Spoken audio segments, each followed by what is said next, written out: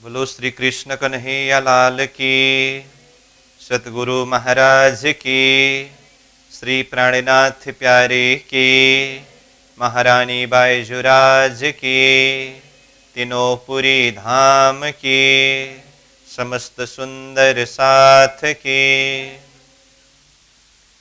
आनंद कंदम प्रभुदेव चंद्रम ब्रजेश रूपेण पुरापि जातं प्रवेश्य प्राप्तं प्रिय प्राणनाथं परेश पूर्णं सततं नमामि। ब्रह्म प्रिया जागरणाय जातः सर्वस्वपाता भवसेन्दुत्राता विज्ञानदाता निजधर्मधाता दिनैकबन्धो शरणं प्रपद्ये दिनैकबन्धो शरणं प्रपद्ये। बोलो श्री प्राणनाथ प्यारे की जय। प्रणाम। उपस्थित संपूर्ण सुंदर साह जी, साधक एवं साधिकाएं, प्रशिक्षण शिविर सत्र का आज हम 55वां दिवस के इस पावन बैठक में उपस्थित हुए हैं। सर्वप्रथम आप सभी को सप्रेम प्रणाम करते हुए, स्वागत करते हुए आज का विषय वस्तु कक्षा सत्र को हम आगे बढ़ाने जा रहे हैं।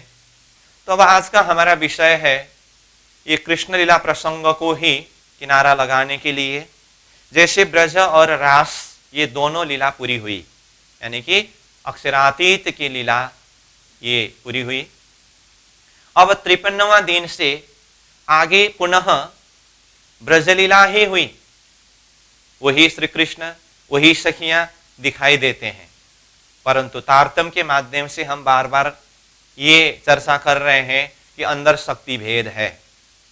तो रासलीला पूरी होने के पश्चात अब जो श्री कृष्ण जी है वो गोलोक के श्री कृष्ण, उनके लीला प्रसंग में अब आगे पूरा 11 दिन की लीला गोलोक के श्री कृष्ण जी की लीला होती है। तो ये 11 दिन की लीला में से 7 दिन तक ये श्री कृष्ण जी गोकुल में ही लीला करते हैं और उसके पश्चात फिर मथुरा जाकर के 4 दिन तक मथुरा में लीला करते हैं। तो ये 7 दिन की गोकुल लीला और 4 दिन की मथुरा की लीला, ये गोलोक के श्री कृष्ण जी की लीला है। तो अब मथुरा में जाने से पहले गोकुल में 7 दिन मतलब रासलीला पूरी होने से आगे 7 दिन जो लीला हुई, सदा की तरह जिस तरह से 11 वर्ष 52 दिन तक ब्रजलीला हुई, लीला क्रम उसी हिसाब से है, परंतु अंदर शक्ति अक्षरातीत की शक्ति नहीं है, यहाँ गोलोकीय श्री कृष्ण जी की शक्ति ही है। तो अब सखियों में भी बेतरीचा सखी है। तो 7 दिन तक जो लीला हुई गोकुल में, अब इस लीला को प्रतिबिंब ब्रजलीला शब्द के द्वारा भी चर्चा किया गया है।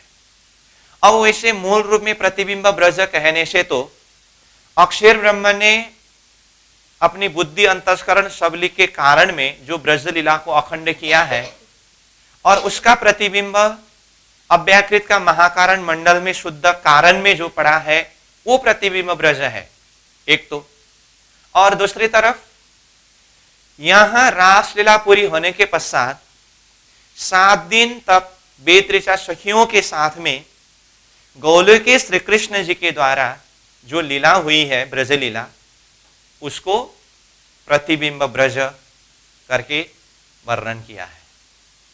तो ये लीला को यानी कि 7 दिन की लीला को प्रतिबिंब लीला करके क्यों कहा? तो इस प्रसंग में हम कल प्रतिबिंब रास के प्रसंग में वर्णन कर रहे थे कि यहां जो धरती में रासलीला हुई, एक तो उसको व्यवहारिकी रास कहा और दूसरे शब्द में उसी व्यवहारिकी रास को प्रतिबिंब रास करके कहा।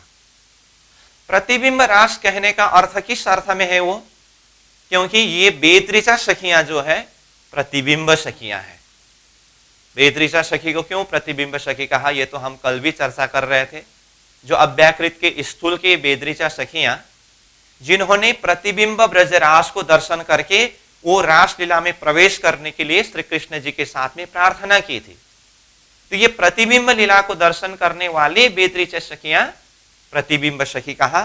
तो जिन्होंने यहां धरती में जो की हुई रासलीला वो भी प्रतिबिंब रास हुआ, और उसके पश्चात जो 7 दिन तक गोकुल में लीला की, ये भी प्रतिबिंब लीला यानी कि प्रतिबिंब गोकुल लीला अथवा ब्रज लीला हुआ, इस अर्थ में भी लिया जाता है।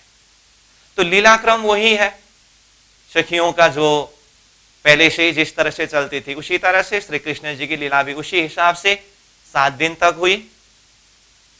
उसके पश्चात अब मथुरा से कंस जी ने अक्रूर जी को गोकुल में भेजा, ब्रज में भेजा कृष्ण जी को बुलाने के लिए।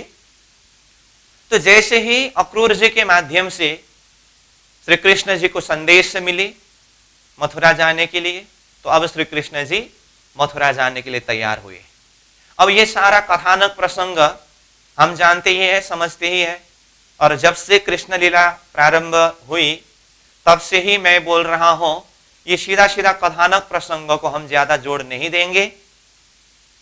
विशेष करके त्रिविध लीला रहस्य को समझने के लिए जहां जहां पर एक रहस्यमय आंकड़ी है, उस प्रसंगों को खुलासा करने के लिए हम ज्यादा जोड़ देंगे करके कहा है।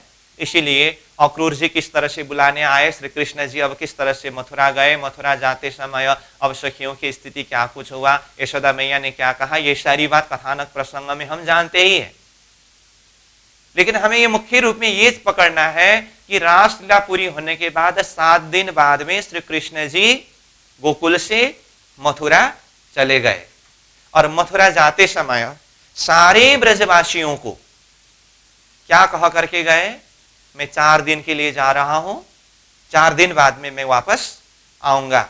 ये कहा करके श्री कृष्ण जी गोकुल से मथुरा चले गए। अब बताइए, ये गोकुल से मथुरा जाने वाले श्री कृष्ण जी के अंदर कौन सी शक्ति है? गौलोकीय शक्ति है, और चतुर्भुजी विष्णु का शक्ति तो है ही। अक्षरातीत की शक्ति इस समय में नहीं है, वैसे पहले ही बताया है, फिर भी मैं बीच बीच में बोलता जा रहा हूं। अब श्री कृष्ण जी मथुरा चले गए। अब श्री कृष्ण जी मथुरा जाते समय इधर सखियां विरह करने लगे, राधा रानी भी रो रही है। तो ये सखियां कौन है? बेदृचा सखी है। और ये राधा रानी के अंदर कौन सी शक्ति है, कहां की शक्ति है? गौलोकीय शक्ति है। परम धाम की श्यामा जी की शक्ति, वो तो केवल धाम की रासलीला पूरी करने के पश्चात परम धाम वापस चले गए। ठीक है, अब श्री कृष्ण जी मथुरा पहुंचे। अब मथुरा जाने के बाद 4 दिन तक ये गौलोकीय श्री कृष्ण जी की लीला चलती है। ठीक, अब 4 दिन की लीला में वहां पर हाथी को उद्धार करना, और कंस के जो सैनिक जो युद्ध के लिए रखे हुए योद्धा लोग थे, उन लोगों के साथ में युद्ध करके उनको पछाड़ना। चलते चलते 4थे दिन की लीला में श्री कृष्ण जी ने कंस का भी उद्धार किया। 4 दिन में, जिसको प्राणनाथ जी चौपाई में क्या कहते हैं, 7 दिन गोकुल में रहे, 4 दिन मथुरा के कहे। ये गौलोकीय श्री कृष्ण जी की लीला 7 दिन और 4 दिन 11 दिन। मथुरा जाकर के उन्होंने क्या किया? गजमल कंस को कारज कियो, उग्रसेन को टिका दियो, कारागृह में दर्शन दिए जिन्न, आए छुड़ाए बंद से तिन्न, वसुदेव देवकी के लोहे भान, उतारियो भेष कियो स्नान, जब राज बागे को कियो सिनगार, तब बल पराक्रम न रह्यो लगार। ये प्राणनाथ जी की वाणी में प्रकट वाणी के चौपाई का मुख्य चौपाई प्रसंगों को मैंने उच्चारण किया। तो इसके अंदर क्या है, मथुरा जाने के बाद गज मल कंस को कारज कियो, मतलब कंस का भी कार्य किया, मतलब उनका उद्धार कर दिया। अब कंस का उद्धार होने के बाद उग्रसेन को टिका दियो। उग्रसेन को नजरबंद में रख करके कंस स्वयं राजगद्दी में बैठ करके शासन चला रहा था ना। तो जब कंस का उद्धार हुआ तो अब राजगद्दी खाली पड़ा। तो उग्रसेन को जहां कंस ने नजरबंद करके रखा था, श्री कृष्ण जी जाकर के उनको नजरबंद से छुड़ा करके ले आए और राजगद्दी में रख करके राज तिलक लगा दिए। इसीलिए उग्रसेन को टिका दियो करके कहा। उसके बाद कंस ने ही वसुदेव देवकी को नजरबंद में रखा था, अभी तक नजरबंद में ही है। तो इसीलिए श्री कृष्ण जी ने क्या किया, कारागृह में दर्शन दिए जिन्न, आए छुड़ाए बंद से तिन्न। वसुदेव देवकी को कारागृह में श्री कृष्ण जी ने दर्शन दिए थे ना।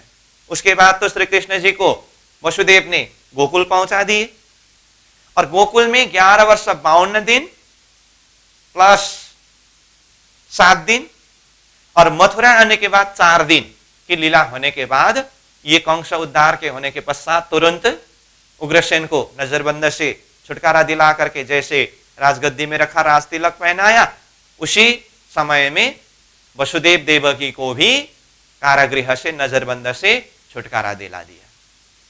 कारागृह में दर्शन दिए जिन्न, जिस स्वरूप ने, जिस श्री कृष्ण जी ने, जिस शक्ति ने कारागृह में आकर के दर्शन दिया था, आए छुड़ाए बंद से तिन्न, उन्होंने ही आकर के बंदी से छुड़ा दिया। वसुदेव देवकी के लोहे भान, लोहे का जो सांकल चेन जो था ना, हथकड़ी बंद, उसको छुड़ा दिया। उसके बाद श्री कृष्ण जी चले गए कहां, जमुना जी में स्नान करने के लिए। अब जमुना जी में स्नान करने के लिए जैसे श्री कृष्ण जी गए, उन्होंने स्नान करने के लिए अब तक पहना हुआ जो पोशाक ग्वाल भेष को उतारा। कितने दिन की लीला है ये, मथुरा गए हुए 4 दिन की लीला है। तो जैसे ही उन्होंने ग्वाल भेष को उतारा, उतार्यो भेष कियो स्नान, भेष को उतार करके उन्होंने स्नान किया, तो भेष उतारते ही श्री कृष्ण जी के अंदर से गौल की शक्ति भी निकल गए। जैसे ही स्नान करने के पश्चात राजबाग को उन्होंने धारण किया।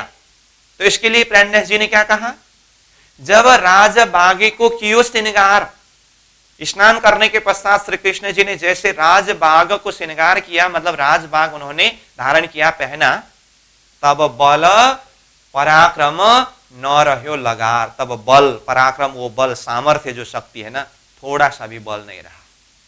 इसका अर्थ क्या हुआ, उनके अंदर जो गौलोकीय श्री कृष्ण जी की शक्ति अभी तक विराजमान थे, वो शक्ति भी उतर गए 4 दिन की लीला पूरी होने के पश्चात। अब देखिए, ये गौलोकीय श्री कृष्ण जी की शक्ति वस्त्र के अंदर विराजमान है। श्री कृष्ण जी ने नंद बाबा को कहा, नंद बाबा ये वस्त्र को आप लेकर के गोकुल वापस जाइए। श्री कृष्ण जी ने गोकुल से मथुरा जाते समय सारे गोकुलवासी यानी कि ब्रजवासियों को क्या कह करके गए थे, 4 दिन बाद में मैं आऊंगा कह करके गए थे। लेकिन 4 दिन हुआ, नंद बाबा को आप जाओ करके भेजा, श्री कृष्ण जी स्वयं नहीं आए। नंद बाबा ने वो श्री कृष्ण जी की जो वस्त्र, जो ग्वाल भेष था, वो लेकर के मथुरा से गोकुल की तरफ वापस आए। अब सारे ब्रजवासी, आज 4था दिन है, आज श्री कृष्ण जी वापस आएंगे, राह देख रहे हैं, प्रतीक्षा कर रहे हैं। उधर से रथ तो आते हुए दिखाई दिया, सभी को लगा श्री कृष्ण जी पधार रहे हैं। जैसे ही रथ करीब आ पहुंचा, नंद बाबा थे, श्री कृष्ण जी तो नहीं थे। अब श्री कृष्ण जी वहां पर नहीं दिखे तो सब कृष्ण वियोग में तड़पते हुए, बिलखते हुए जो आत्माएं हैं, अब इन आत्माओं ने श्री कृष्ण जी को भले ही दर्शन नहीं कर पाए, तो श्री कृष्ण जी का जो पोशाक है ना, ये वस्त्र है ना, इसको दर्शन किया, इसको स्पर्श किया। तो जैसे ही ये पोशाक को, ये वस्त्र को, ग्वालभेष को स्पर्श किया सखियों ने, तो वो वस्त्र को स्पर्श करते ही वस्त्र के अंदर जो गौलोकीय श्री कृष्ण जी की शक्ति विद्यमान थे, वो शक्ति इन सखियों के अंदर अनंत रूप में प्रवेश हुआ। अभी सखियां कितने हैं? 36,000 की संख्या में 42 सखियां हैं। तो इन सभी सखियों के अंदर ये सूक्ष्म रूप में श्री कृष्ण जी की गौलोकीय शक्ति प्रवेश हुआ। उसमें भी विशेष करके मूल राधा रानी के अंदर। राधा रानी भी तो श्री कृष्ण के वियोग में तड़प रहे हैं। 4 दिन में आएंगे करके राधा रानी प्रतीक्षा कर रहे थे, आए नहीं। लेकिन वो शक्ति रूप में आकर के मूल शक्ति राधा रानी के अंदर ही विराजमान हो गए। अब बताइए, अभी राधा रानी के अंदर कौन सी शक्ति है? गौलोक धाम की राधा रानी की शक्ति है। ठीक है। अब श्री कृष्ण जी राधा रानी के अंदर ही है शक्ति रूप में, सखियों के अंदर ही है शक्ति रूप में, लेकिन स्वरूप रूप में वो आए नहीं। अब हुआ क्या? 4 दिन बाद में आऊंगा करके हमको वचन दे करके गए, लेकिन श्री कृष्ण जी नहीं आए। अब राधा रानी श्री कृष्ण जी के वियोग में तड़पते हैं, बिलखते हैं, रोते हैं। सारे सखियां रोते हैं, तड़पते हैं, बिलखते हैं। अब ये विरह, ये रुदन, ये तड़प जो है वाणी में षट्ऋतु ग्रंथ में प्राणनाथ जी ने वर्णन किया है। षट्ऋतु ग्रंथ में 2 बार षट्ऋतु का विरह है। तो ये एक बार ब्रह्म शिष्य के दर्जा की विरह है पहले ही, फिर उसके बाद षट्ऋतु का कलश, विरह का कलश वर्णन करने के पश्चात फिर हो श्याम पीयू पीयू करीरे पुकारूं। तो ये सखियां राधा रानी श्री कृष्ण जी, जो श्याम कहने का अर्थ श्री कृष्ण जी है ना, श्री कृष्ण जी के विरह में पीयू पीयू कहते हुए, पुकार करते हुए किस तरह से तड़पती रही, ये विरह के भाव को प्राणनाथ जी ने षट्ऋतु वाणी में प्रकट किया है। तो ये विरह किसकी विरह है? 42 सखियों की विरह है। राधा रानी गौलोकीय राधा की विरह है। अब श्री कृष्ण जी प्रत्यक्ष स्वरूप रूप में वो आए नहीं। अब श्री कृष्ण जी की लीला मथुरा में ही चलते रहते हैं और 14 वर्ष तक मथुरा में लीला करने के पश्चात फिर वो द्वारिका चले जाते हैं। 100 वर्ष तक द्वारिका में लीला करते हैं। ये प्रसंगों को हम चर्चा करेंगे, लेकिन मैं इधर ये राधा रानी सखियों के प्रसंगों को थोड़ा सा किनारा लगाने के लिए श्री कृष्ण जी की लीला उस तरफ का थोड़ा समय को बताया। कहने का अर्थ, 4 दिन बाद में मैं आऊंगा करके गए हुए श्री कृष्ण जी जीवन भर लौट करके आए नहीं। 14 वर्ष मथुरा रहे, 100 वर्ष द्वारिका रहे। इधर गोकुल में राधा रानी कृष्ण कृष्ण कृष्ण करते करते विरह में तड़प रही है। सारी सखियां कृष्ण कृष्ण कृष्ण करते विरह में तड़प रही है, एक बार मिलने नहीं आए। अब यहां पर देखिए, सखियों को और राधा रानी को श्री कृष्ण जी ने कितना बड़ा धोखा दिया। 4 दिन बाद में आऊंगा करके वचन दे करके गए, परंतु जीवन भर आए नहीं। ऐसा लगता है ना, साधारण हिसाब से देखते समय ऐसा लगता है, परंतु श्री कृष्ण जी ने राधा रानी को, सखियों को, किसी को भी धोखा नहीं दिया। गोकुल से मथुरा जाते समय मैं 4 दिन बाद में आऊंगा करके वचन देने वाले श्री कृष्ण कौन से कृष्ण थे? उनके अंदर कौन सी शक्ति है? गौलोकीय शक्ति। तो गौलोकीय शक्ति तो 4 दिन की मथुरा की लीला पूरी करने के पश्चात वो वस्त्र के अंदर होकर के वापस गोकुल आया ना। तो 4 दिन में मैं आऊंगा करके वचन दिया था, उन्होंने अपने वचन को निभाया, पूरा किया। बस जो कृष्ण मथुरा में 14 वर्ष तक लीला करने वाले हैं, द्वारिका में 100 वर्ष तक लीला करने वाले हैं, उन्होंने वचन ही नहीं दिया था। वचन देने वाले वो है ही नहीं। मथुरा में द्वारिका में लीला करने वाले कृष्ण कौन है? वैकुंठ के विष्णु कृष्ण है। तो विष्णु कृष्ण ने मैं 4 दिन में आऊंगा करके वचन दिए थे, तो उनके साथ में इन सखियों के कोई संबंध ही नहीं है। विष्णु कृष्ण के साथ में गोलोकीय राधा रानी का क्या संबंध है? इसलिए जिन्होंने वचन दिए थे वो गोलोकीय श्री कृष्ण वो आ गए, और जो नहीं आए हैं ये राधा रानी के और ये सखियों की कृष्ण नहीं है। ये भेद कौन खुलासा कर रहे हैं? तारतम। इसीलिए श्री कृष्ण जी ने धोखा नहीं दिया, परंतु उस समय में हमारे अंदर ही श्री कृष्ण जी स्वरूप आकर के विराजमान है। ये बात राधा रानी ने, सखियों ने समझ नहीं सका। अब क्यों नहीं समझ सका? राधा रानी के अंदर ही श्री कृष्ण जी विराजमान है, परंतु श्री कृष्ण जी अपने अंदर ही है करके ये जानकारी नहीं हुई। इसलिए राधा रानी को इतना तड़पना पड़ रहा है, बिलखना पड़ रहा है, और यहां तक जीवन भर तड़पते तड़पते बिलखते बिलखते अपना शरीर को ही विश्राम दिया। बेत्रिचा सखियों ने भी पूरा जीवन भर तड़पते रहे, और जैसे ही तड़पते तड़पते जब श्री कृष्ण जी के विरह में ही इन सखियों ने अपने देह को त्याग किया, तो ये सखियां वापस जाते समय कहां पहुंचे? ये सखियां मतलब बेत्रिचा सखियां वापस जाकर के कहां पहुंचे? तो कहा अव्याकृत के महाकारण मंडल में पहुंचे। ये सखियां आए थे कहां से? ये 36,000 बेत्रिचा सखियां आए थे कहां से? अव्याकृत के स्थूल से। लेकिन वापस जाते समय ये कहां पहुंचे? अव्याकृत का महाकारण मंडल में। ठीक है, तो इस तरह से ये आत्मा भी जीवन भर कृष्ण वियोग में तड़प तड़प करके समय आने पर अपने अपने शरीर को छोड़ करके वो अखंड स्थान में पहुंचे, और राधा रानी जीवन भर तड़पते रहे। क्यों तड़पना पड़ा? है तो श्री कृष्ण जी अपने अंदर ही, परंतु अपने अंदर ही है करके शुद्धि नहीं है, इसलिए तड़पना पड़ा। और जैसे ही फिर समय आया तो राधा रानी ने भी अपना शरीर को, यहाँ के देह को परित्याग किया, फिर अपने मूल स्वरूप गौलोक धाम में जाकर के वो मिलते हैं। यहां तक कथानक प्रसंग मैंने बताया। इसमें अब मैं वो प्रसंग को जोड़ देता हूं जो श्री कृष्ण लीला प्रसंग को हमने शुरू करते समय इसको 4 खंड में विभाजन किया था।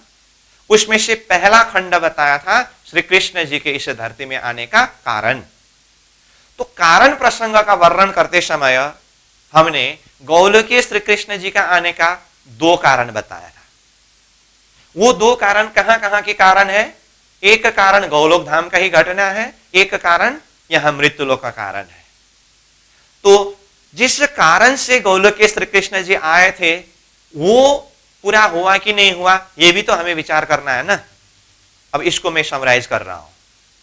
गौलोक धाम का घटना क्या था? राधा ने श्रीदामा को क्या कहा था? तुम्हें संसार में राक्षस होकर के जाना पड़े। और श्रीदामा ने राधा को क्या कहा? आपको भी संसार में जाकर के श्री कृष्ण जी के साथ में 100 साल तक वियोग सहन करना पड़े। दोनों में ये हुआ। और पीछे श्री कृष्ण जी ने क्या वचन दिया? आप दोनों अब मेरे शरण में आए हो, मेरे प्रिय हो, इसीलिए आप दोनों के उद्धार के लिए अथवा रक्षा के लिए मैं खुद धरती में आऊंगा। यह है गौलोक धाम का कारण, गौलोकीय श्री कृष्ण जी का आने का। और धरती का कारण क्या है? 28वें द्वापर के जो कंस है उन्होंने वरदान पाया है त्रिदेव के हाथ से उनका उद्धार न हो। तो सब का पुकार जब गौलोकीय श्री कृष्ण जी के ऊपर हुआ तो गौलोकीय श्री कृष्ण जी ने क्या वचन दिया धरती के लिए? कंस उद्धार के लिए मैं खुद आऊंगा। ये कारण प्रसंग में हमने चर्चा किया। अब ये यहां पर आकर के किस तरह से गौलोकीय श्री कृष्ण जी ने सिद्ध किया? तो देखिए, हमने पहले कहा 11 वर्ष 52 दिन तक ब्रजमंडल में श्री कृष्ण जी की लीला चलते समय जितने भी राक्षसों का उद्धार किया है, ये सारे राक्षसों का उद्धार करने वाले कौन है? विष्णु कृष्ण है। अब जैसे ही श्री कृष्ण जी मथुरा गए मथुरा जाते समय श्री कृष्ण जी के अंदर कौन सा शक्ति है? गोलोक की शक्ति तो है ही। तो 4 दिन बाद में जो कंस का उद्धार करने वाला शक्ति, ये गोलोक की शक्ति है। तो गोलोक की शक्ति के द्वारा यहां कंस का उद्धार किया, तो धरती को दिया हुआ वचन गोलोक के श्री कृष्ण जी ने पूरा किया है कि नहीं किया? कि कंस का उद्धार करने के लिए मैं खुद आऊंगा करके उन्होंने वचन दिया था। तो गोलोकीय श्री कृष्ण जी की शक्ति ने कंस का उद्धार किया, तो धरती का कारण पूरा हुआ। हाँ, अब गोलोक धाम का कारण क्या था? श्रीदामा को कहा था तुम्हारा उद्धार करने के लिए मैं खुद आऊंगा। तो श्रीदामा यहां धरती में किस रूप में आए हैं? कंस रूप में ही आए हैं। कंस के अंदर ही श्रीदामा का शक्ति है ना। तो कंस का उद्धार करना ही श्रीदामा का भी उद्धार करना है कि नहीं? तो गोलोक धाम में श्री कृष्ण जी ने श्रीदामा को दिया हुआ वचन यहां आकर के उन्होंने कंस के अंदर के श्रीदामा को उद्धार करके ये पूरा किया। ठीक है। अब राधा रानी को क्या वचन दिया था? श्रीदामा के वचन के कारण राधा रानी को 100 साल तक श्री कृष्ण जी की वियोग सहन करना तो पड़ेगा ही, उसको तो कोई टाल नहीं सकते। परंतु श्री कृष्ण जी ने वचन दिया था, राधा रानी आपकी रक्षा के लिए मैं खुद धरती में आऊंगा। तो अब देखिए, श्री कृष्ण जी जैसे मथुरा गए, एक बार वापस गोकुल नहीं आए। राधा रानी कृष्ण वियोग में तड़पते तड़पते तड़पते सारा जीवन गुजारा, मतलब 100 साल तक तड़पते रहे। तो गोलोक धाम में श्रीदामा ने जो वचन बाण प्रहार किया था, 100 साल तक कृष्ण के वियोग सहन करना पड़े करके, यहां राधा रानी को सहन करना पड़ा, ये भी वचन पूरा करना पड़ा। और श्री कृष्ण जी ने वचन दिए थे आपकी सुरक्षा के लिए, रक्षा के लिए मैं खुद आऊंगा करके। तो यहां आकर के राधा रानी को किस तरह से रक्षा किया श्री कृष्ण जी ने?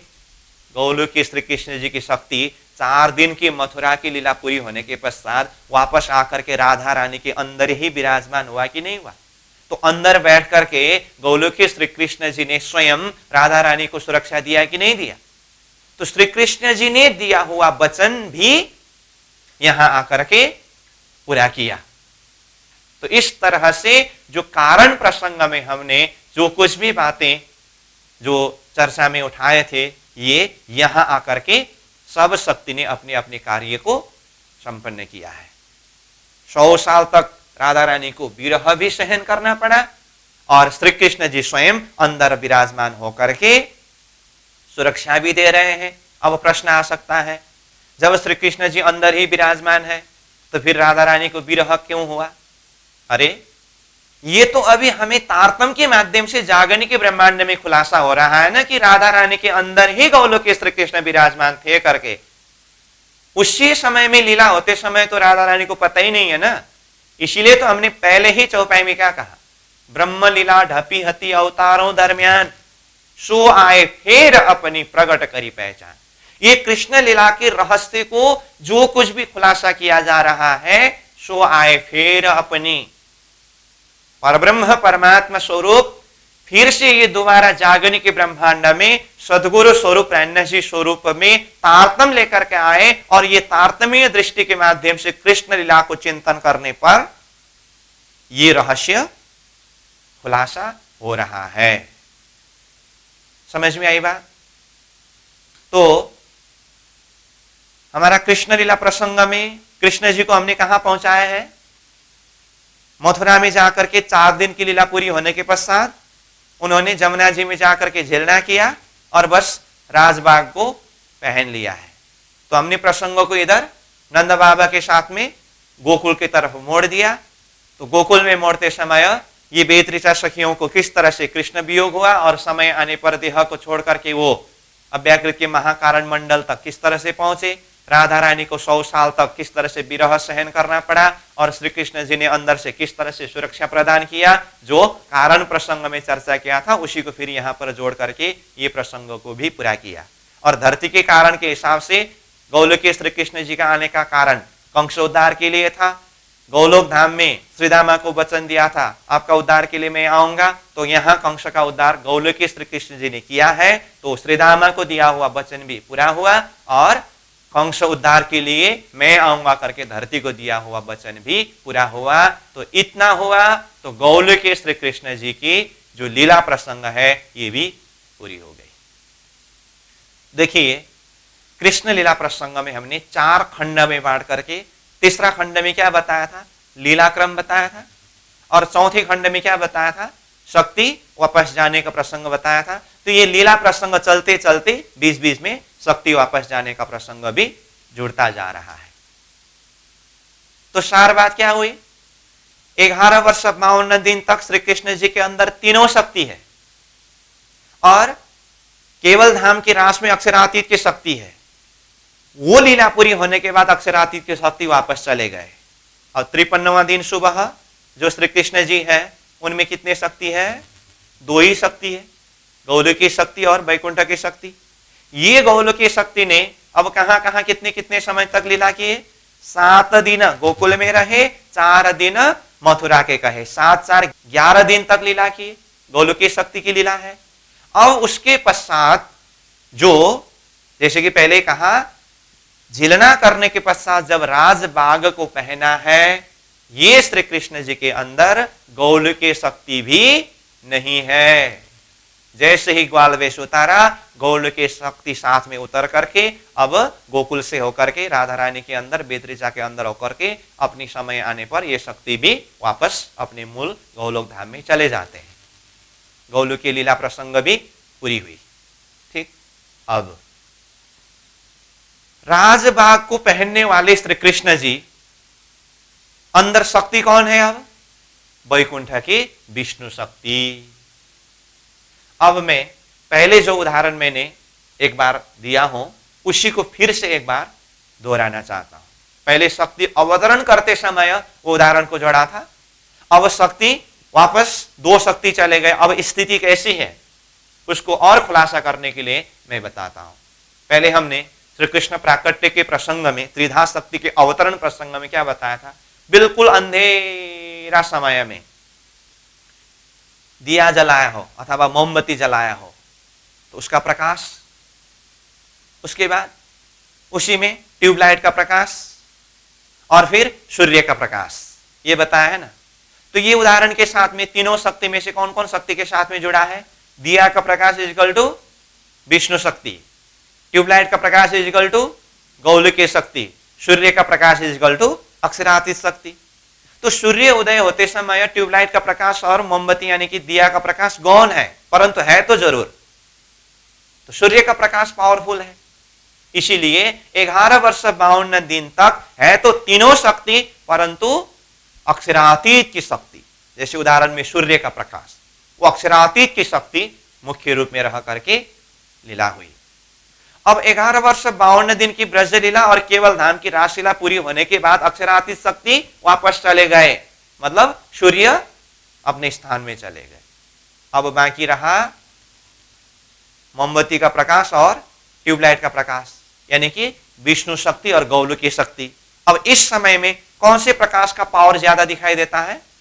ट्यूबलाइट का प्रकाश, मतलब गौलोकी शक्ति। तो ये गौलोकी शक्ति की लीला 7 दिन की गोकुल लीला और 4 दिन की मथुरा की लीला ये ट्यूबलाइट की प्रकाश की तरह है।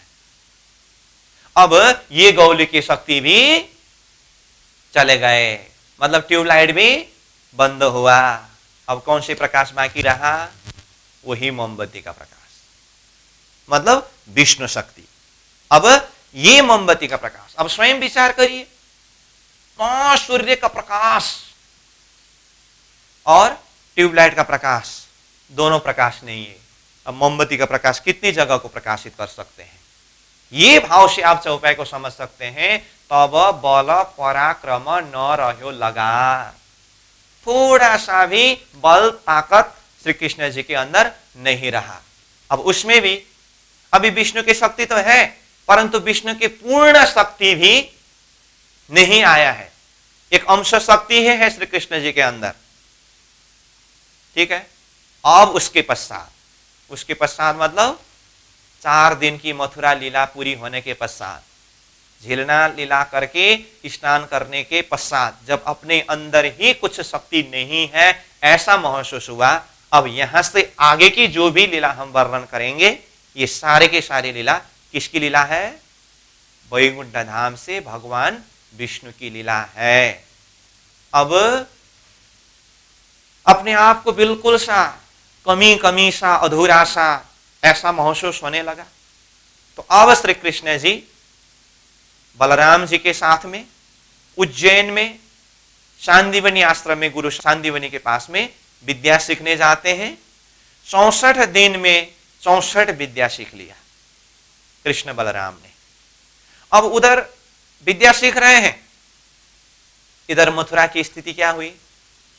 कंसा का उद्धार किया है, उग्रसेन को राजगद्दी में रखा, इतना करके कृष्ण बलराम तो चले गए उज्जैन। इधर मथुरा में जरासंध, जरासंध कौन है? कंस का ससुर। तो ये कंस का ससुर जरासंध वो भी राजा है। तो इन्होंने क्या किया, मेरा दामाद कंस को मार करके राजगद्दी में बैठने का हिम्मत करने वाले अब मेरे साथ में युद्ध करने के लिए तैयार हो जाओ करके। अभी राजगद्दी में कौन है? उग्रसेन। उग्रसेन को युद्ध का चुनौती दिया। अब उग्रसेन बेचारा, जरासंध का इतना पावर है, इतने सैनिक है, उग्रसेन अपनी अवस्था जीर्ण शीर्ण हो रहा है और सैनिक कुछ है ही नहीं। कृष्ण बलराम चले गए। अब तुरंत उग्रसेन ने कृष्ण बलराम को संदेश भेजा।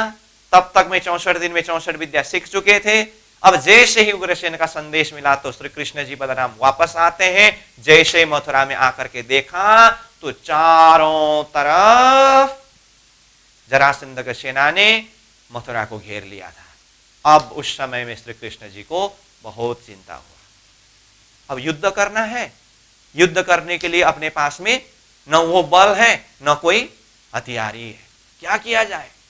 तो प्राण जी स्वयं चौपाई में कहते हैं, आए जरासंध मथुरा घेरी सही, तब श्री कृष्ण जी को अति चिंता भई।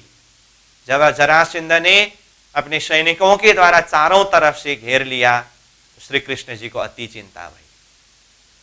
अब श्री कृष्ण जी के जो एक विष्णु के कुछ शक्ति तो है ना, ये शक्ति के द्वारा अपना मूल स्वरूप और मूल शक्ति का ध्यान करने लगे। तो मूल स्वरूप मूल शक्ति कहाँ है? वैकुंठ में। तो वैकुंठ की तरफ अपनी सुरता को चिंतन को लौटाया। तो अब वो कनेक्शन वैकुंठ में मूल स्वरूप के साथ में जुड़ गया। तो वैकुंठ धाम से भगवान विष्णु की पूर्ण आवेश, पूर्ण शक्ति श्री कृष्ण जी के अंदर आकर के विराजमान हो गए। और साथ में जो चतुर्भुजी शक्ति का जो शंख, चक्र, गदा, पद्म, ये सारा जो हथियार है ना, ये सब साथ में उतर गए। अब श्री कृष्ण जी पूर्ण विष्णु के शक्ति के द्वारा संपन्न हुए। अब प्राण जी कहते हैं, या दिन थे भयो अवतार। या दिन थे, या दिन थे मतलब जब जरासंध के साथ में युद्ध करने के लिए तैयार हुए और वैकुंठ धाम से पूर्ण विष्णु की शक्ति आकर के विराजमान हो गए। अब यहां से श्री कृष्ण जी अवतारी स्वरूप के रूप में स्थापित हुए।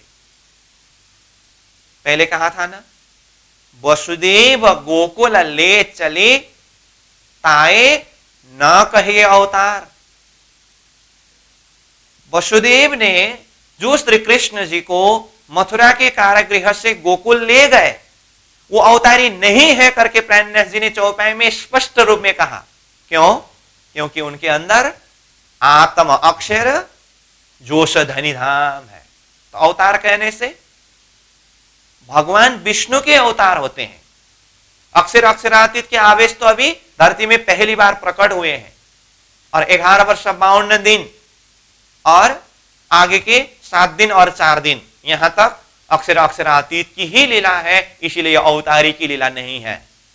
जब ये अक्षर अक्षरातीत की दोनों शक्ति की लीला पूरी होने के पश्चात दोनों शक्ति जब वापस चले गए, अब उसके बाद विष्णु शक्ति के द्वारा लीला जाहिर होने का समय आया। तो विष्णु शक्ति जो है वो अवतारी शक्ति है, इसीलिए अब यहां से अवतार लीला प्रारंभ होती है। तो ब्रजरास में लीला करने वाली जो शक्ति है श्री कृष्ण जी है, वो अवतारी नहीं है। इसलिए संध्याकालीन सेवा पूजा में गौरी में भी एक आया है ना, कृष्ण नहीं अवतारी रे साधु, कृष्ण नहीं अवतारी। अक्षरातीत श्री कृष्ण जी जो अपने प्रेममय आत्माओं को धरती में यहां असत जड़ दुख का खेल दिखा करके धरती को प्रेम सिंचन करने के लिए जो प्रकट हुए हैं वो अवतारी नहीं है। इसीलिए तो कृष्ण प्रकट कहते हैं, वो अक्षरार्थी श्री कृष्ण जी के प्रकट हुए हैं। जब विष्णु शक्ति के द्वारा लीला जाहिर होने का समय आया, अब ये अवतारी शक्ति है। तो ये कृष्ण लीला की भेद है। समझ में आ रही है ये बात? अब क्या हुआ? तब कृष्ण विष्णुमय भयो निर्धार। श्री कृष्ण विष्णु के पूर्ण शक्ति के द्वारा संपन्न हुए। अब ये पूर्ण विष्णु के शक्ति युक्त अवतारी श्री कृष्ण मथुरा में रह करके जरासंध के साथ में युद्ध करते हैं। एक बार युद्ध किया, 2 बार युद्ध किया, 3 बार युद्ध किया, करते करते 17 बार तक जरासंध के साथ में अथवा उनके सैनिकों के साथ में श्री कृष्ण जी ने युद्ध किया। 17 बार तक युद्ध करते समय कितना व्यतीत हुआ? 14 वर्ष का समय व्यतीत हुआ। मथुरा में ही श्री कृष्ण जी की ये लीला 14 वर्ष तक समय व्यतीत हुआ। तो 14 वर्ष तक में 17 बार युद्ध हुआ। जब कभी भी श्री कृष्ण जी विजयी बनते थे, इस तरह से जब 14 वर्ष का समय व्यतीत हुआ, 17वें युद्ध भी श्री कृष्ण जी ने विजय प्राप्त किया। उसके बाद 18वें युद्ध का समय जैसे हुआ, 18वें युद्ध के समय में क्या हुआ? जरासंध ने एक प्रतिज्ञा लिया। ऐसा प्रतिज्ञा लिया, कहा अगर ये 18वें युद्ध में भी मैं श्री कृष्ण के साथ में विजय प्राप्त न कर सकूं तो मैं ब्राह्मण और वेद को जला करके खत्म कर देता हूं। ऐसा सख्त शर्त लिया, प्रतिज्ञा लिया। तो अब श्री कृष्ण जी ने विचार किया, मैं तो धरती में धर्म रक्षा करने के लिए आया हूं, और कहते हैं ना, मूर्ख से खुदा डरे करके। जरासंध ने ऐसी सख्त प्रतिज्ञा लिया है, तो इस समय में अगर मैं युद्ध में विजयी बनूं तो जरासंध तो ब्राह्मण और वेद को जलाने के लिए प्रतिज्ञा लेकर के बैठे हैं। ऐसा करने से तो फिर धर्म का ही हानि होगी। तो मैं तो धर्म रक्षा के लिए आया हूं, तो इसीलिए ये 18वें युद्ध के समय में मैंने युद्ध में हार स्वीकार करना ही जगत का जीत है, कल्याण है, धर्म का रक्षा है। इसीलिए अब 18वें युद्ध का समय जैसे हुआ तो थोड़ा सा युद्ध करने का जैसा किया। अब वैसे अपने बल अपने सामर्थ्य के हिसाब से तो श्री कृष्ण जी इस समय में भी हारने वाले तो नहीं है, परंतु जरासंध की प्रतिज्ञा भयावह है, अधर्म युक्त है। इसीलिए धर्म रक्षा के लिए श्री कृष्ण जी ने विचार किया, इस समय में मुझे अब युद्ध के मैदान को छोड़ करके जाना होगा, हार स्वीकार करना होगा। तो 18वें युद्ध चलते चलते श्री कृष्ण जी ने युद्ध के मैदान छोड़ दिया, भागते हुए वहां से आगे बढ़ चले और जाकर के द्वारिका पहुंचे। तब से श्री कृष्ण जी का एक नाम क्या जुड़ गया? रणछोड़। रणभूमि को छोड़ दिया ना उन्होंने, युद्ध भूमि को छोड़ दिया ना।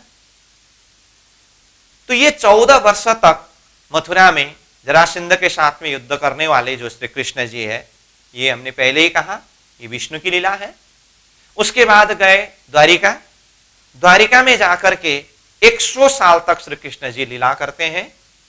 द्वारिका में 100 साल तक लीला करने वाले भी श्री कृष्ण वैकुंठ के विष्णु शक्ति अथवा अवतारी कृष्ण है। अब द्वारिका में 100 साल तक उन्होंने क्या क्या लीला की, ये सारे प्रसंग हम भागवत के माध्यम से सुनते ही हैं। मैं तो यहाँ त्रिधा शक्ति के अलग अलग लीला प्रसंगों को तारतम्य भजन के द्वारा अलग करने का प्रयास कर रहा हूं। इसीलिए द्वारिका की 100 वर्ष की लीला, वैकुंठ की विष्णु शक्ति की लीला, बस इतना ही कहा, आप सब समझ गए। अब उसमें रुक्मिणी के साथ में भी वहां का प्रसंग है, महाभारत युद्ध के समय में गीता उपदेश देने की बात है, बाकी बहुत सारी प्रसंग है। अब ये प्रसंग में भी अभी थोड़ा सा एक बात जोड़ करके रख दूं, क्योंकि प्रसंग आ ही गया है तो वाणी के प्रसंग में अन्य जगह में भी आता है। तो वाणी में जो लक्ष्मी जनु दृष्टांत करके आया है ना, ये लक्ष्मी जनु दृष्टांत के प्रसंग में भगवान विष्णु ध्यान करते हैं। तो लक्ष्मी जी ने पूछा आप ध्यान किसके करते हैं, तो बताए नहीं, और बाद में संकेत करके बताने की जो बात हुई थी। तो यहां द्वारिका में रुक्मिणी और कृष्ण जी के विवाह के समय में वहां के नारियों ने श्री कृष्ण जी की जो लीला, ब्रज लीला की जो प्रेम भरी शब्दों का ज्ञान किया ना, तो उस समय में द्वारिकाधीश भगवान मूर्छित हुए। तो रुक्मिणी के अंदर जो लक्ष्मी शक्ति विद्यमान थे, उनको पता चला कि भगवान जी श्री कृष्ण जी के ध्यान करते हैं। तो ये प्रसंग खुलासा होता है। तो ये प्रसंग मैंने यहां इसीलिए जोड़ दिया हूं कि द्वारिका के 100 वर्ष के लीला प्रसंग में जो रुक्मिणी के साथ में विवाह का प्रसंग है, रुक्मिणी के अंदर वैकुंठ धाम के लक्ष्मी रानी की शक्ति है। तो ये वाणी में ये प्रसंग भी जुड़ता है। और महाभारत के युद्ध में गीता उपदेश देने वाले श्री कृष्ण अब द्वारिकाधीश करके कहा, परंतु इसमें जरा सा स्पष्टीकरण मैं अभी ही बता ही देता हूं। द्वारिकाधीश यानी कि भगवान विष्णु के अवतारी श्री कृष्ण जी ही है। महाभारत के युद्ध में श्री कृष्ण जी के सारथी बनने वाले अथवा गीता उपदेश देने वाले, परंतु अंदर योग शक्ति यानी कि अलौकिक शक्ति, जिसको सीधा शब्द में अगर कहे तो अक्षरातीत की शक्ति प्रवेश होकर के भी काफी अलौकिक बातें गीता उपदेश के माध्यम से जाहिर किया है। इसीलिए गीता उपदेश देने वाले श्री कृष्ण जी सीधा सीधा देखते समय वैकुंठ धाम के भगवान विष्णु के अवतारी कृष्ण ही है, क्योंकि पूरा द्वारिका की लीला विष्णु अवतार की शक्ति से ही है। परंतु उनके अंदर अलौकिक शक्ति विराजमान होकर के, यानी कि अक्षरातीत की शक्ति विराजमान होकर के, वो अक्षरातीत धाम के विषय की बात भी श्रीमद् भागवत गीता के अंदर है। इसको कैसे समझे? जैसे सुखदेव जी महाराज ने परीक्षित जी को श्रीमद् भागवत कथा सुनाई। श्रीमद् भागवत में सारे अवतारियों की लीला सुखदेव जी ने अपने हिसाब से वर्णन किया, और कृष्ण अवतार की लीला भी अपने हिसाब से वर्णन किया। जब कृष्ण लीला में रास लीला प्रसंग वर्णन करने का समय आया ना, तो उस समय में योग शक्ति के माध्यम से रास लीला वर्णन हुई है, जो बात सुखदेव जी ने परीक्षित जी को पहले ही सावधानी दिलाए थे। और परीक्षित जी ने उसको सही हिसाब से समझ न पाने के कारण बीच में प्रश्न पूछा, तो योग शक्ति निकल करके चले गए। तो बाद में परीक्षित जी ने अपना भूल स्वीकार करके, माफ करिए गुरुदेव, आप फिर से वो रास के रस में मुझे डुबाइए, वर्णन करिए करके बोलते समय सुखदेव जी के द्वारा वो रास का वर्णन नहीं हो सका। इसका अर्थ क्या है? सुखदेव जी के अंदर भी वो योग शक्ति, ब्राह्मिक शक्ति विराजमान होकर के वर्णन कर रहे थे। कहने का अर्थ, कोई वक्ता को माध्यम बना करके परमात्मा ने अपने अलौकिक शब्द के द्वारा अलौकिक ज्ञान जाहिर करने का प्रसंग शास्त्र में जगह जगह में है। ठीक इसी तरह गीता उपदेश देने वाले द्वारिकाधीश भगवान विष्णु के ही अवतार है, परंतु उनको ही माइक बना करके अक्षरातीत के आवेश से भी उनके अंदर प्रवेश होकर के अक्षरातीत की बात को भी जाहिर किया है। इसीलिए 18वें अध्याय गीता में विशेष करके 15वें अध्याय जो है ना, जिसका नाम ही पुरुषोत्तम योग है, और पुरुषोत्तम योग में यहां तक का वर्णन किया है, जैसे न तत् भाषयते सूर्यो न शशांको न पावक यद गत्वान निवर्तन्ते तद्धाम परमम मम। जिस धाम में सूर्य चंद्र का प्रकाश का जरूरत नहीं है, अग्नि का ताप का जरूरत नहीं है और गम नहीं है, जिस धाम में जाने के बाद लौट करके वापस आना नहीं पड़ता है, वो धाम ही मेरा धाम है। ऐसे शब्द रखने वाले कौन हो सकते हैं? जिस धाम में जाने के बाद वापस लौट करके आना नहीं पड़ता है, वो धाम कौन सा धाम है? अक्षरातीत श्री कृष्ण जी के अक्षरातीत परम धाम है या भगवान विष्णु के वैकुंठ धाम है? भगवान विष्णु के वैकुंठ धाम के लिए तो शास्त्र ने ही स्पष्ट रूप में क्या कहा? वैकुंठाधीषु लोकेशु गमनागमनम प्रभु। वैकुंठ के लोक में जाकर के भी आवागमन का चक्र से छुटकारा नहीं मिलने वाला है। तो गीता जी में 15वें अध्याय में यद गत्वान निवर्तन्ते तद्धाम परमम मम, जहां जाने के बाद वापस आना नहीं पड़ता है वो मेरा धाम है। वो कौन सा धाम है? वो परम धाम है। इसका मतलब ये शब्द बोलने वाले कौन है? अक्षरातीत श्री कृष्ण जी है, वो परम धाम वाले हैं। तो गीता उपदेश देते समय श्री कृष्ण जी के अंदर वो अलौकिक शक्ति अक्षरातीत के आवेश विद्यमान है। इसके लिए क्या प्रमाण है? एक तो ऐसे ऐसे शब्द, वो शब्द ही अपने आप में प्रमाण है, और इससे भी और आगे जाकर के हमें समझना हो तो युद्ध के समय में ऐसी अलौकिक ज्ञान देने वाले श्री कृष्ण जी, जब युद्ध पूरी होने के पश्चात अर्जुन जी ने श्री कृष्ण जी के समक्ष में आकर के विनती करते हुए कहा कि हे श्री कृष्ण जी, आपने युद्ध की भूमि में बहुत महान अलौकिक ज्ञान प्रदान किया, परंतु मैं वो युद्ध के लिए ज्यादा मेरा ध्यानाकर्षण होने के कारण आपकी ये ज्ञान उपदेश को मैंने सही हिसाब से समझ नहीं सका। इसीलिए अभी तो युद्ध भी समाप्त हुआ, मेरा चित्तवृत्ति भी थोड़ा शांत है, वो ज्ञान को आप मुझे फिर से सुनाइए, प्रदान करिए करके बोलते समय वो ज्ञान जो युद्ध भूमि में दिए थे वो नहीं दे सके, और जो उपदेश दिया जिसे अर्जुन उपगीता कहते हैं। अब यहां पर प्रश्न क्या आता है? अगर जिस श्री कृष्ण को अभी अर्जुन पूछ रहे हैं, बता रहे हैं, प्रार्थना कर रहे हैं कि वो ज्ञान उपदेश दीजिए मुझे करके, वही श्री कृष्ण जी ने वो युद्ध के समय में उपदेश दिए होते तो वहां पर उपदेश देने वाले यहां क्यों नहीं दे सकते?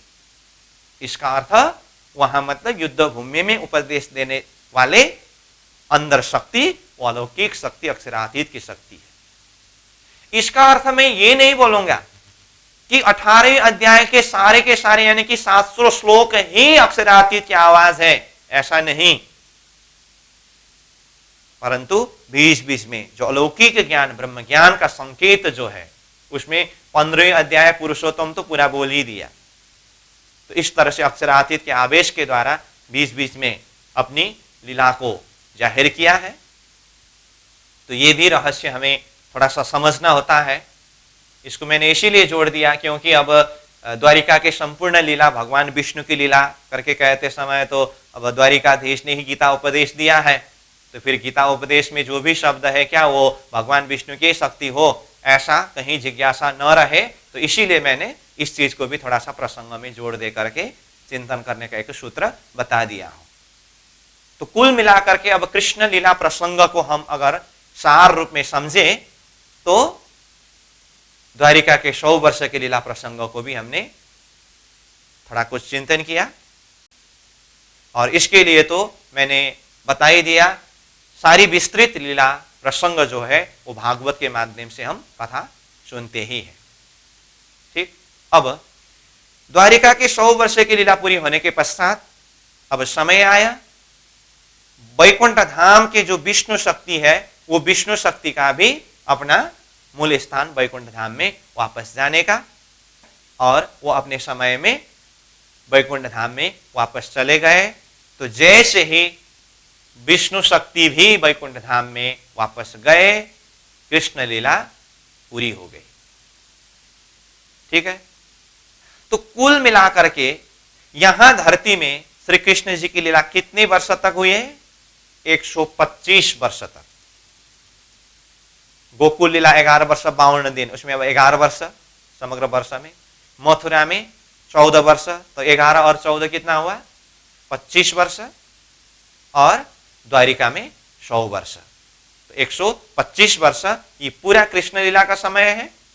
और इतने समय के अंदर ही तीनों शक्ति ने अपने अपने समय में अपनी अपनी लीला को जाहिर की है। उसमें से फिर भी मैं सार रूप में बता देता हूं। 11 वर्ष 52 दिन की ब्रजलीला और केवल धाम की रासलीला ये अक्षरातीत के आवेश के द्वारा। और रासलीला पूरी होने के बाद 7 दिन की गोकुल लीला और 4 दिन की मथुरा लीला तक गौरी की शक्ति है। वहां से आगे 14 वर्ष की जो मथुरा लीला है और 100 वर्ष की द्वारिका लीला है, ये भगवान विष्णु शक्ति की लीला है। तो ये है लीलाक्रम जो तीसरा खंड में हमने बताया था।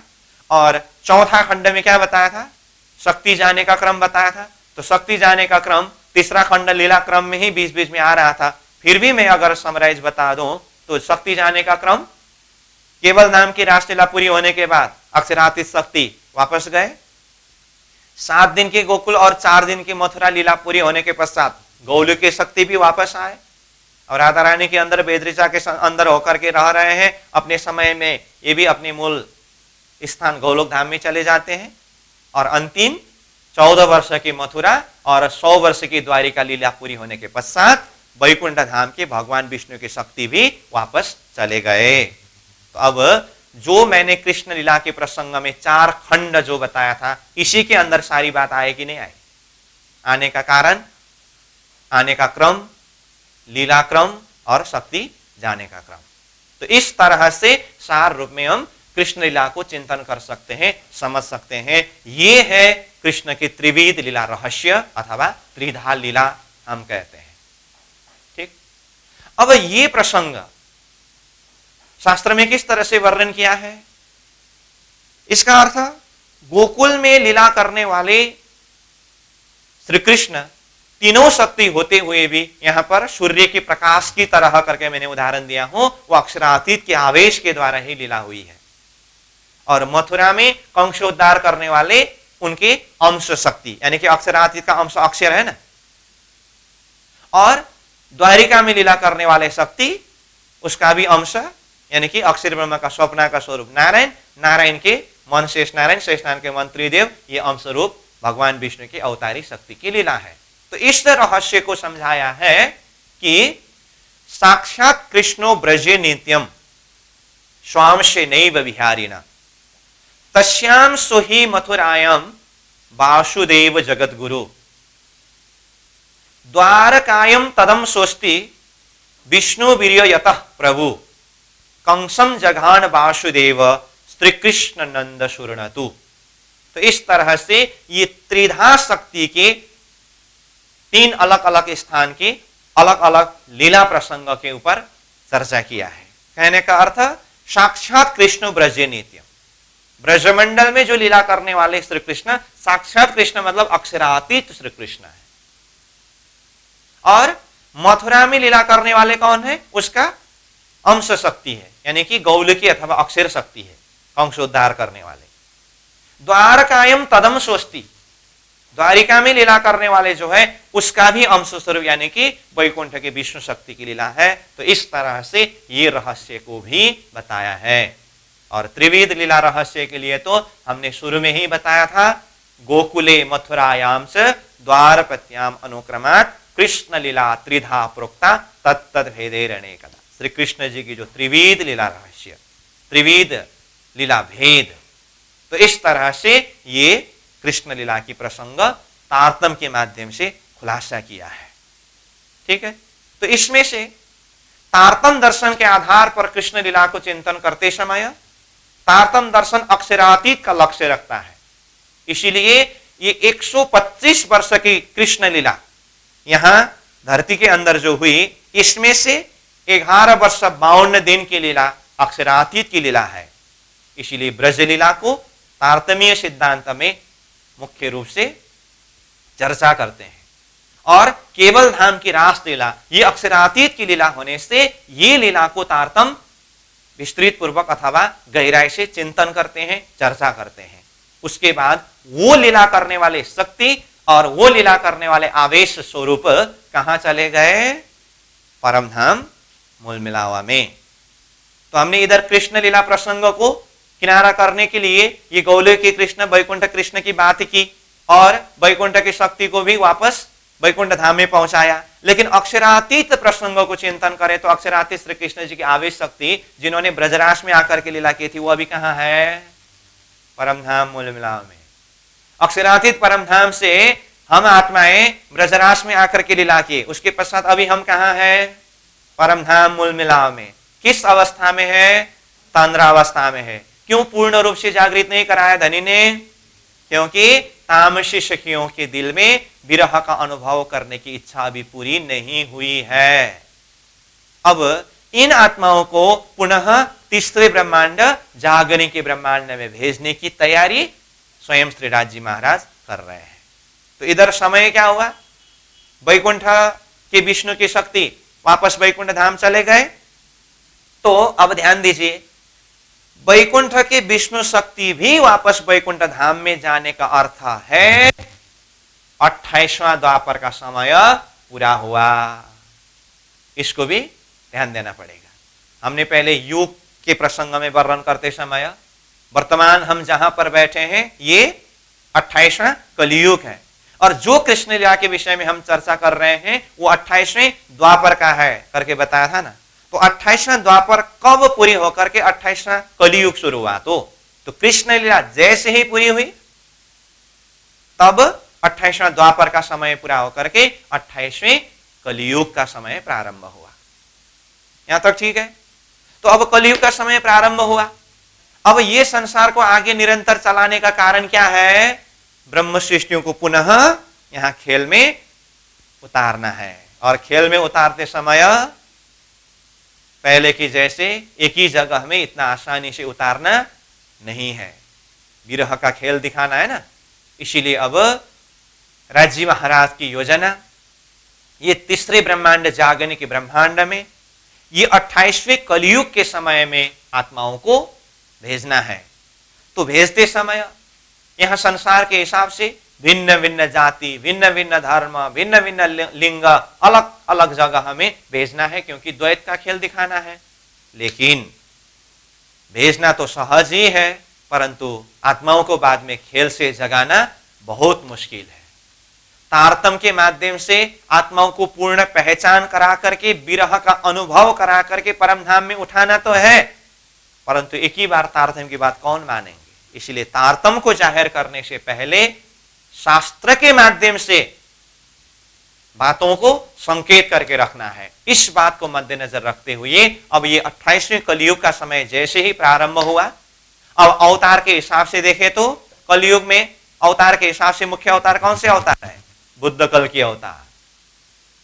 अब ये बुद्ध कल के अवतार को माध्यम बना करके ही 28वीं कली में फिर से परमात्मा के आवेश शक्ति को धरती में उतारना है। जिस तरह से 28वां द्वापर में कृष्ण अवतार को माध्यम बना करके अक्षरातीत स्वरूप पधारे, उसी तरह से 28वीं कली में बुद्ध कल के अवतार को माध्यम बना करके ही परमात्मा पुनः पधारने वाले हैं। तो उसके लिए अब वेद शास्त्रों के माध्यम से अलौकिक भविष्यवाणी रखने लगे, वो परमात्मा के ही योजना अनुसार, उनके ही आवेश शक्ति के द्वारा, कि अब ये 28वें कलियुग में जो बुद्ध कल के अवतार होंगे वो त्रिदेव को ही पार लगाएंगे, ऐसे शब्द बोलने लगे भविष्यवाणी के रूप में।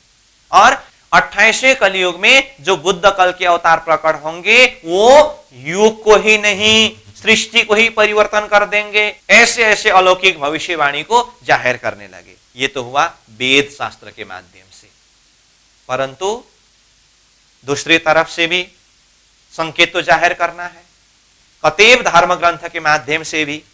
इसीलिए परमात्मा की ये योजना, ये व्यवस्था के अनुसार क्या हुआ, जैसे ही द्वापर का समय पूरी होकर के कलियुग का समय प्रारंभ हुआ, कलियुग का समय 3660 वर्ष का समय बीतने पर जो श्री कृष्ण जी की शक्ति यानी कि अक्षरातीत शक्ति ब्रजमंडल में आकर के 11 वर्ष 52 दिन की लीला करके, उसके बाद केवल धाम में रासलीला करके शक्ति वापस मूल मिलाव में गए थे, वही शक्ति कलियुग का 3660 वर्ष बीतने पर अरब की भूमि में रसूल मोहम्मद साहेब के रूप में ये धरती में पधारे।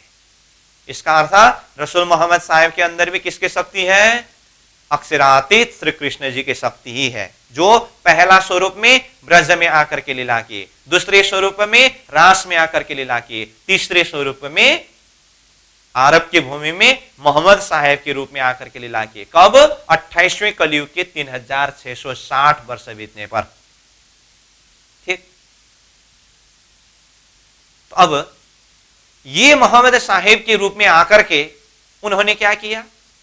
कुरान ग्रंथ के माध्यम से वो परमधाम की ब्रह्म आत्माएं फिर ये संसार के अंदर आने की विषय की बात और आत्माओं को जागृत कराने के लिए स्वयं परमात्मा ये धरती में आने की बात उन्होंने अपने ही भाषा में मतलब वो परमधाम को कुरान की भाषा में अर्सजीम कहते हैं, लाहौत कहते हैं, परमात्मा को खुदा कहते हैं, आत्मा को रूह कहा है और वो आत्मा जागृति का समय जो है फजर का दिन अथवा क्यामत का दिन करके कहा है। तो ऐसी जो भाषा के माध्यम से उन्होंने संकेत किया। तो ये कुरान ग्रंथ देने वाले मोहम्मद साहेब, जिनका जन्म का नाम अगर देखेंगे तो मुस्तफा बेग है, तो इनके अंदर शक्ति कौन है? अक्षरातीत की शक्ति ही है। जिन्होंने ब्रज में आकर के लीला की, जिन्होंने रास में आकर के लीला की, वही मोहम्मद साहेब के रूप में आए हैं। इसीलिए चौपाई ने क्या कहा है? रास लीला खेल के आए बरारब श्याम। श्याम मतलब श्री कृष्ण। रास लीला खेल करके वो बरारब यानी कि आरब में आए और उन्होंने 10वीं 11वीं 12वीं सदी यानी कि 1000 वर्ष, 1100 वर्ष और 1200 वर्ष के समय निश्चित करके उस समय में पुनः वो खुदा यानी कि परमात्मा स्वयं अपनी आत्माओं को लेकर के ये खेल के बीच में पधारेंगे करके इस तरह से संकेत किया।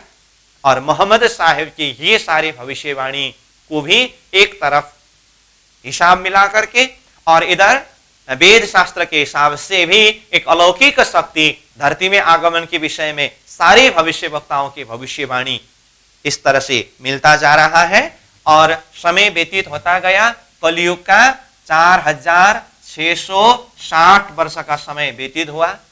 रसूल मोहम्मद साहेब धरती से गए हुए 990 वर्ष 9 महीना का समय व्यतीत हुआ। और विक्रमादित्य के समय के हिसाब से देखे तो 1638 का समय हुआ। ये समय में मारवाड़ देश के उमरकोट गांव में मत्तू मेहता और कुंवर बाई के घर में किसका प्रकट हुआ? देवचंद्र जी का प्रकट हुआ। और ये देवचंद्र जी के अंदर ही परमधाम की जो 12,000 आत्माओं में से सुंदर बाई सखी की वासना है। कौन? सुंदर बाई की वासना है। कहने का अर्थ परमधाम में जो 15 अवस्था में जागृत आत्माओं को पुनः तीसरे ब्रह्मांड जागने के ब्रह्मांड में भेजने की जो योजना श्री राज जी के है ना, तो उसमें से सर्वप्रथम कौन सी आत्मा को भेजा? सुंदरबाई सखी को। किस समय में? विक्रम संवत 1638 में। कलयुग का समय कितना व्यतीत होने पर? 4660 वर्ष व्यतीत होने पर श्री देवचंद्र जी महाराज के स्वरूप में भेजा। यहां से आगे तो वित्त का प्रसंग है। तो आज का हमारा समय पूरा हो चुका है। तो आज के प्रसंग में हमने कृष्ण लीला को किनारा करके फिर ब्रह्मा आत्माओं के ये तीसरे ब्रह्मांड में आने का प्रसंग थोड़ा सा टच किया है। इसको कल हम और थोड़ा आगे बढ़ाएंगे।